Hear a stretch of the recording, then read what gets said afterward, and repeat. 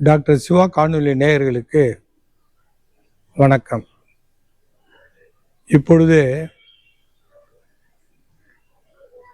2 வினாக்களை நம்ம நேயர்களுக்கு முன் வைத்து அதற்குரிய விடையை இந்த காணொலியில் காண விளைகிறேன்.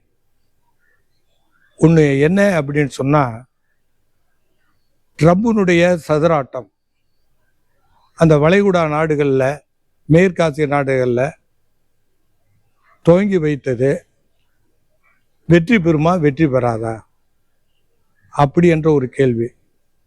அடுத்தது, இது எதை நோக்கி போகும், உலக போராக மாறுமா அப்படிங்கிறது 2வது கேள்வி.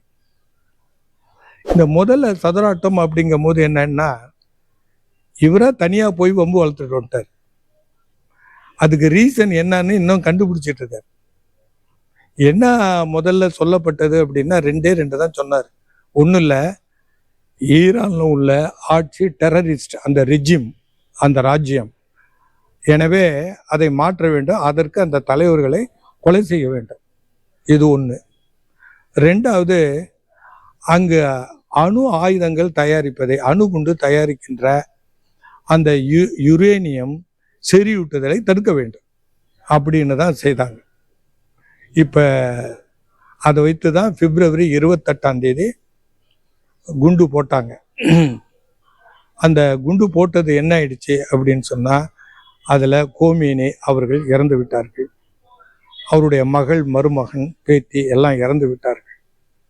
அங்கு இஸ்லாமியர்கள் என்ன சொல்லிவிட்டார்கள், அவர் புனிதம் அடைந்து விட்டார், அவர் வீரமரணம் அடைந்து விட்டார் என்று சொல்லிவிட்டார்கள்.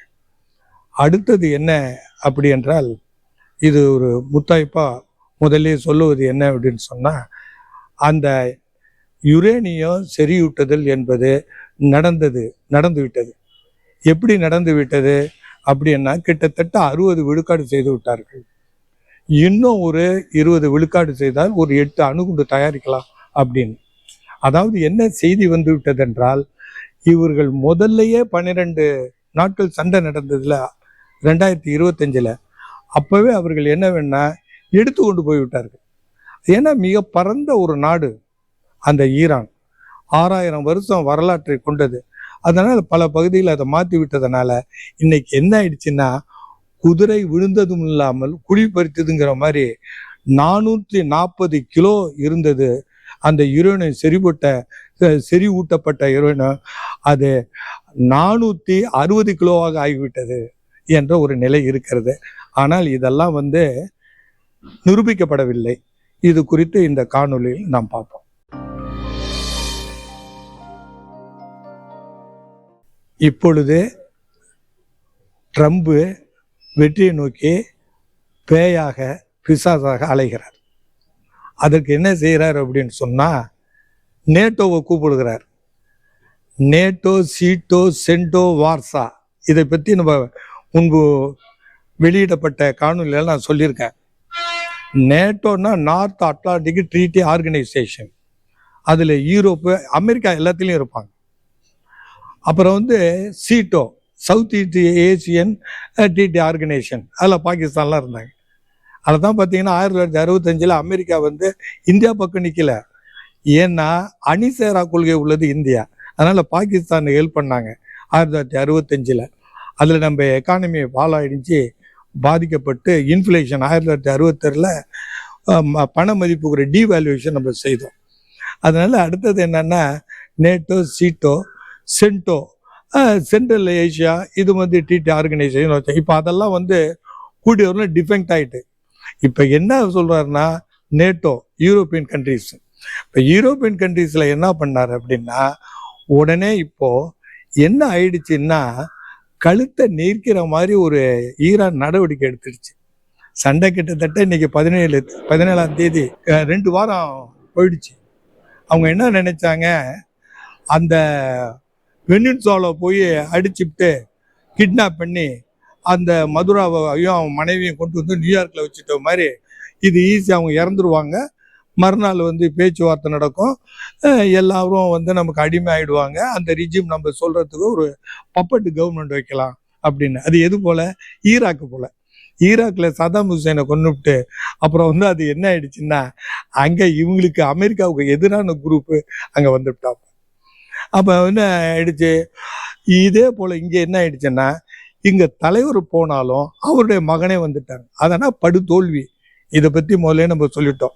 இப்போ அவங்களுக்கு என்ன ஆயிடுச்சு, அவனுக்கு வந்து மூக்கோடைப்பட்டது போல் ஆயிடுச்சு. இப்போ அவன் என்ன பண்ணிட்டான், சரி அவர் வந்து ஆட்சியினுடைய தலைவர் மட்டுமல்ல, அந்த கோமேனி அவர்கள், அலி கோமேனி அவர்கள், அவர் வந்து மத தலைவர் கூட. அப்படி இருக்கும்போது அவர் என்ன சொல்லிட்டார் அப்படின்னா, இந்த மாதிரி போடுவாங்க, கொலை பண்ணிடுவாங்க அப்படின்னு சொல்லிட்டு வேற இடத்துக்கு மாற்றோன்னதுக்கு நான் அதற்கு தயாராகலை. அப்ப கடைசியாக அவர் சொல்லப்பட்ட ஒரு வார்த்தை என்னன்னா, இஸ்லாம் வந்து மோர் இம்பார்ட்டன்ட் தேன் ஈரான். ஈரானே அழிஞ்சாலும் பரவாயில்ல, இஸ்லாம் வந்து முக்கியம்னு சொன்னதும் உலகத்தில் உள்ள அத்தனை ஷியா சன்னி மற்ற பிரிவுகள் அனைவருமே இவருக்கு வந்து பக்தர்களாக மாறிவிட்டார்கள். நம்ம வந்து இழிவுபடுத்த இவனை விடக்கூடாது என்ற ஒரு பிடிவாதம் வந்து விட்டது. அதனால என்ன ஆயிடுச்சு, ஈரானே அழிந்தாலும் சரி நம்ம கேவலப்படுத்தணும் முடியாது அப்படிங்கிற ஒரு நிலைமை வந்தது. இதனுடைய உச்சக்கட்ட நடவடிக்கை என்ன ஆயிடுச்சு அப்படின்னா, உலகத்திலேயே வந்து பார்த்தீங்கன்னா இந்த drone, missiles, super Sonic missiles, இது வந்து நம்பர் 1 வந்து இவங்க தான் ப்ரூவ் ஆயிடுச்சு. அது எப்போ ப்ரூவ் ஆயிடுச்சு, ஆர்மீனியனுக்கும் அசர்பைஜானுக்கும் சண்டை நடக்கும் போது முஸ்லீம் நாடு அசர்பைஜான் ஜெயிச்சிடுச்சு, ஈரானிய இது ஆர்மீனியன் தோத்துடுச்சு. அதில் என்ன ஆயிடுச்சுன்னா, ஈரானுடைய ட்ரோன்ஸ், அது ரொம்ப பேர் சொல்லலை, சண்டை நடந்ததும் அசர்பைஜான் ஜெயிக்கிறதுக்கு முதன்மையான காரணம் ஈரானுடைய மிசைல்ஸு, ஈரானுடைய ட்ரோன்ஸு.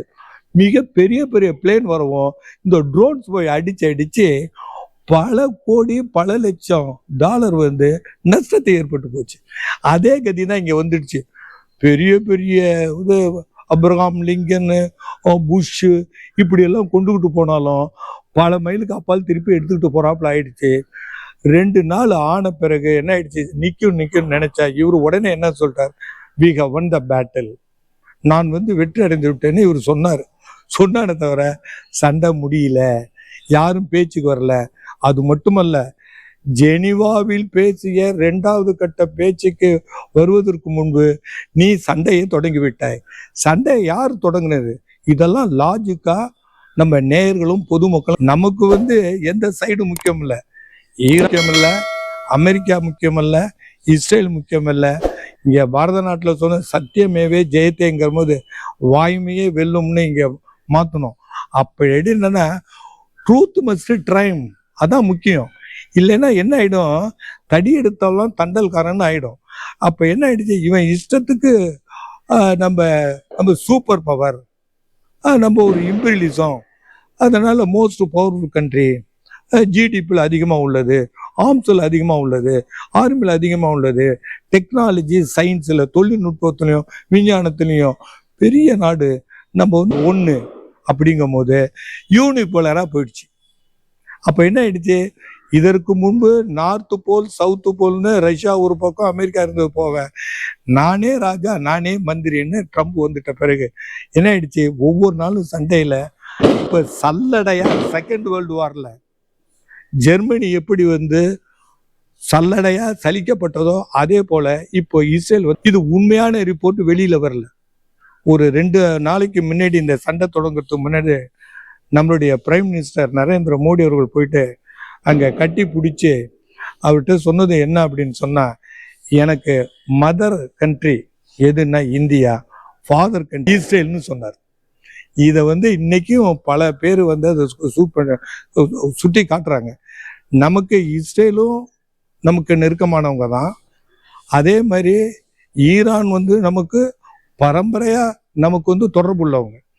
கிட்டத்தட்ட 712 ஆங்கிலேயர் இங்கே ஆட்சிக்கு வர்றவர்களும் இங்கே கிட்டத்தட்ட 1908 அந்த முகல் எம்பரர் இருக்கிற வரையிலும் யாருன்னா அந்த டர்க்கி, முஸ்லிம்ஸ், ஈரானியன்ஸு, பர்ஷியன் வீடு.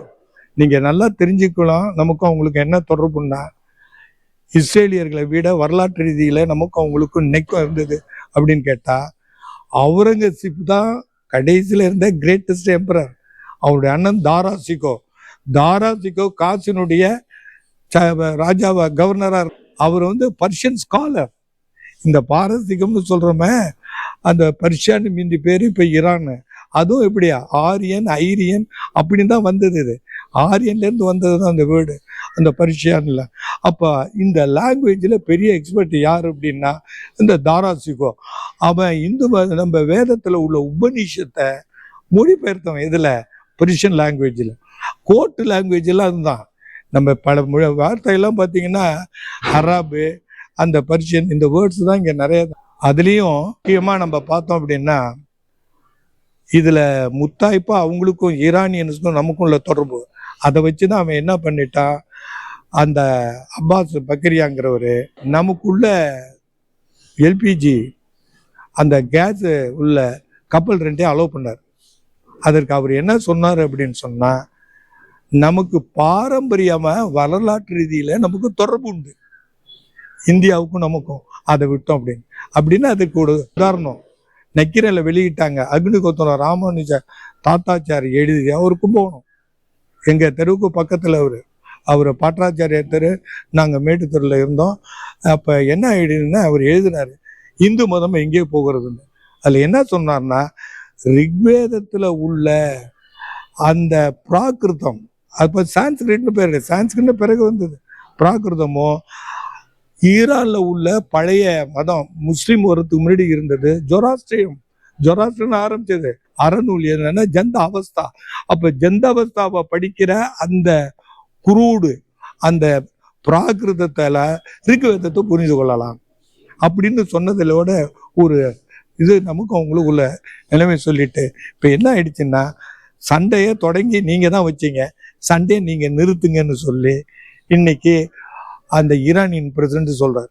அதே மாதிரி இந்தியாவில் வந்து நம்ம ஜெய்சங்கர் வெளிநாட்டு அமைச்சர் வந்து இங்க உள்ள அந்த இஸ்ரேல் தூதர்கிட்ட பேசினார். அவர் என்ன சொல்லிட்டாரு, Israel is not for perpetuating war with Iran அப்படின்ட்டாங்க.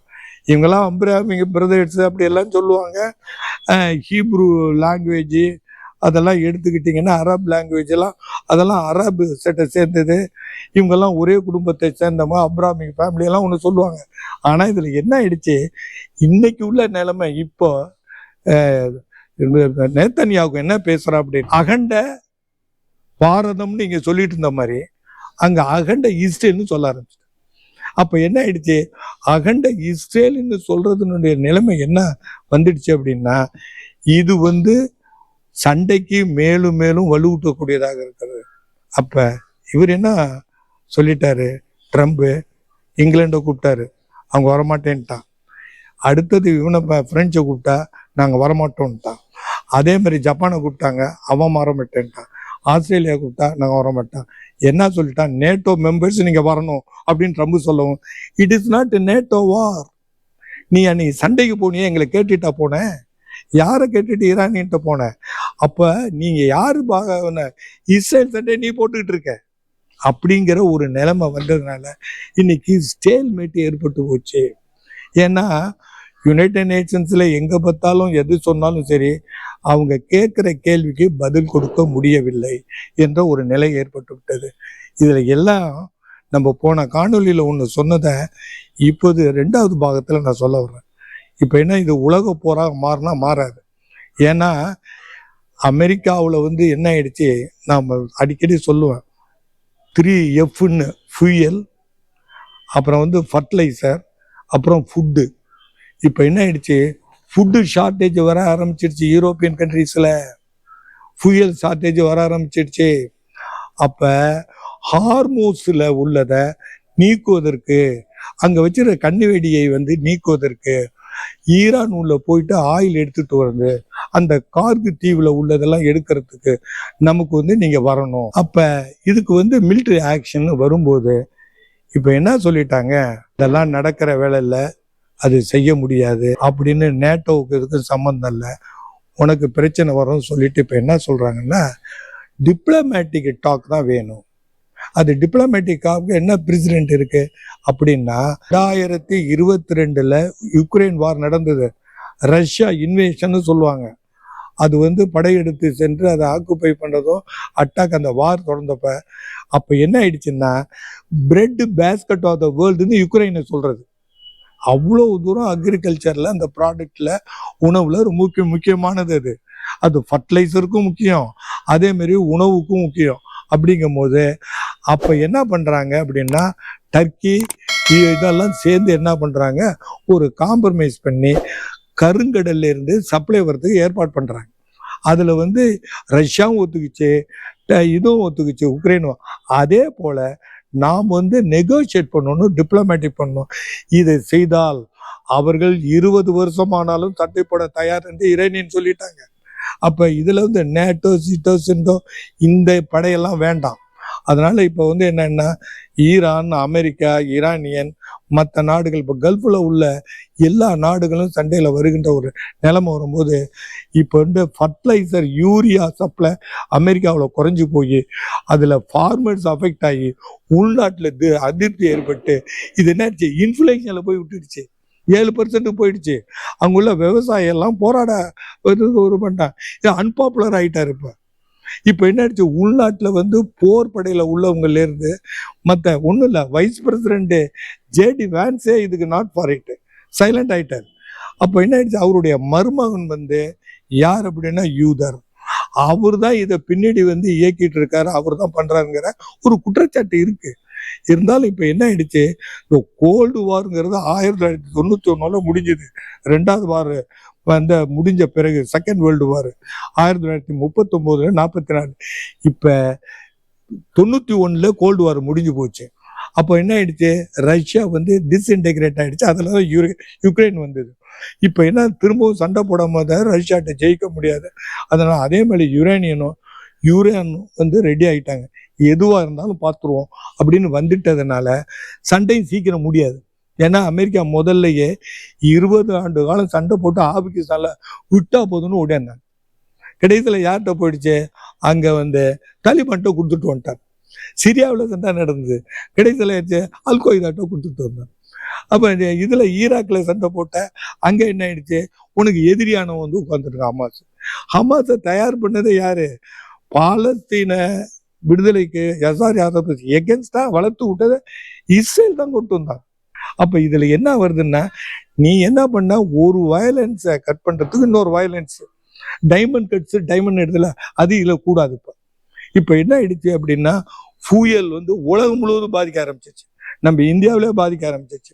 அதனாலதான் பாத்தீங்கன்னா முகேஷ் அம்பானி வந்து $300 பில்லியன் எல்லாத்தையும் வசூல் பண்ணி அங்க கொண்டு போய் டெக்சாஸ்ல ஒரு ரிஃபைன் பண்ண போறோம். அது என்ன, வெனின்சுலா தான் உலகத்திலே அதிகம் உள்ளது.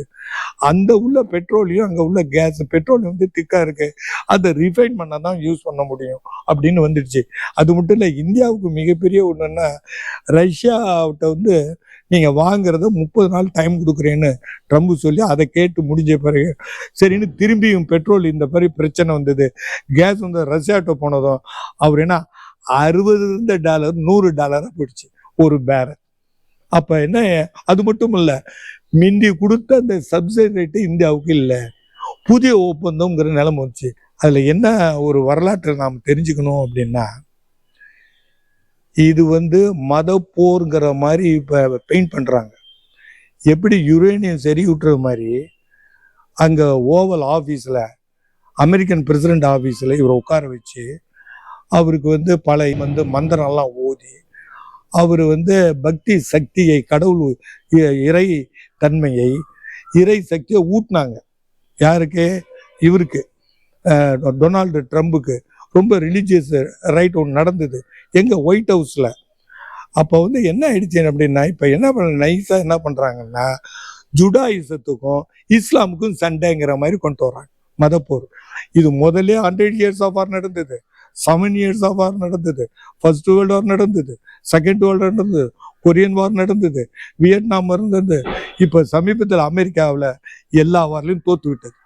கடைசியில் என்ன சொன்னார் ஐசனோவர், செகண்ட் வேர்ல்டு வார்ல அவர் ஆர்மி சீஃபாக இருக்கும் போது ஐசனோவர் சொன்னது ரொம்ப அற்புதமானது எடுத்துக்காட்டு. ஏசியன் பக்கம், அது வெஸ்ட் ஏசியாவாக எதா இருந்தாலும், இன்ஃபென்ட்ரி காலாட்படையால் போனால் நீங்க தோத்துருவீங்க. அமெரிக்கன் வந்து ஏரியல் தான் போடலாம். ஸ்பெயின் வந்து நான் வந்து கொடுக்க மாட்டேன் அப்படின்னு சொல்லிட்டாங்க. அதை தான் நம்ம சொல்றது எப்படின்னா 3F அமெரிக்காவில், அதே மாதிரி இலங்கையில் 3Tன்னு சொல்லுவோம். என்ன? டெக்ஸ்டைலு, டீ, அந்த மாதிரி நம்மன்றது டூரிசம்லாம் விட்டு அதெல்லாம் வெல்னஸ்ன்னு சொல்லி வேர்ல்டு ஃபுல்லாக டூர் பண்ண போல.